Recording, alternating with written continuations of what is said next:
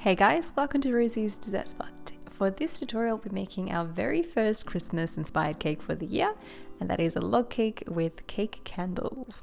So I've taken some of my ganache that I've mixed in with buttercream to make a chocolate frosting, and I've stuck an 8-inch cake to my cake board. Fill in with the same frosting, and then apply your next layer on top. This was one cake that I baked in a 3-inch tall cake tin, and I cut it in half. Create a final coat all around. You could technically do a crumb coat if you wanted to. I just laid mine on very thick. Take some aluminium foil, scrunch it up, unravel it, and then gently massage it into your still soft frosting. You could spray the surface of the aluminium with a little bit of vegetable oil if you like. Mine still came undone all the same without any problems. Take a circle cutter, I believe this is about 3 inches, and cut out some 3-inch layers for your candles. I have one with 1.5 layers, another one with 2 layers, and another one with 3 layers, so they're all kind of stepping up in size. I've filled and crumb coated these with buttercream. The recipe for both the ganache and the buttercream will be listed in the description box below this video. Smooth it out, bring the lip of frosting towards the middle of the cake, and then pop your cakes into the fridge for 20 minutes to set.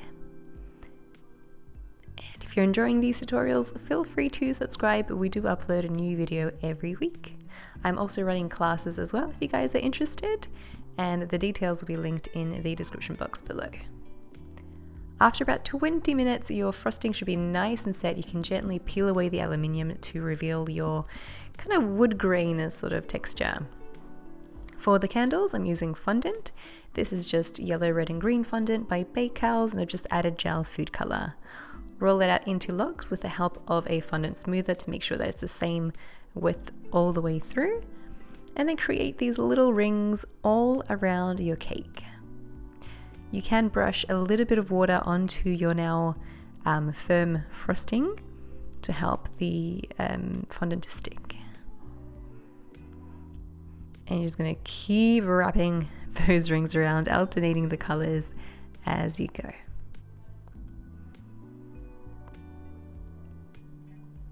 For the very top, I'm creating a little fondant lid so that none of the buttercream is shown through.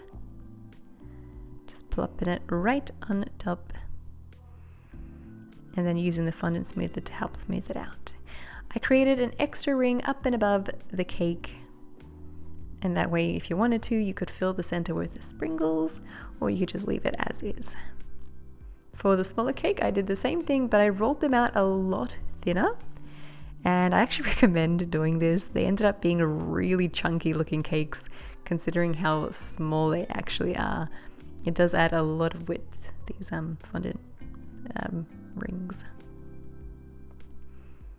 Apply a little bit of water on that very last ring just to stick that top fondant piece on top. And there's our front. You can pop this back into the fridge for about 15 minutes to completely firm up again, and then we'll handle it with our hands and place it onto our cake. For the last cake, I've used just buttercream in green. This one is going into the freezer instead for about 20 minutes.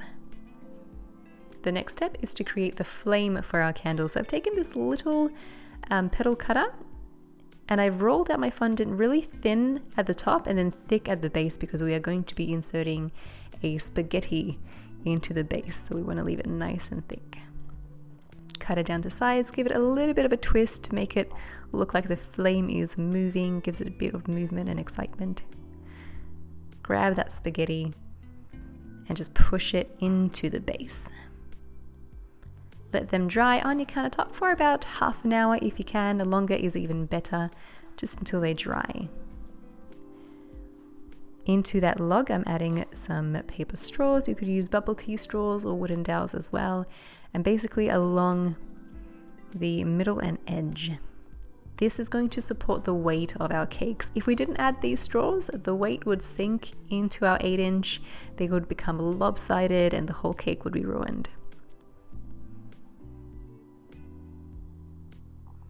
Add in your little flames, and I stuck my cakes together with a little bit of buttercream at the bottom. To hide where you can still see the top of the log, add in some sprinkles and just move them around. As a finishing touch, I'm going to add in some fake holly flowers as well, just on either side of the candle. And that's it. That is your finished Christmas candle cake. I hope you guys enjoyed this one and give it a go. It's a very unique design, very fun, and still pretty beginner level if you think about it.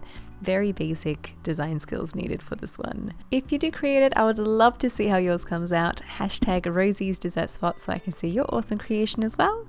Thanks again for tuning in, and we'll see you in the next one.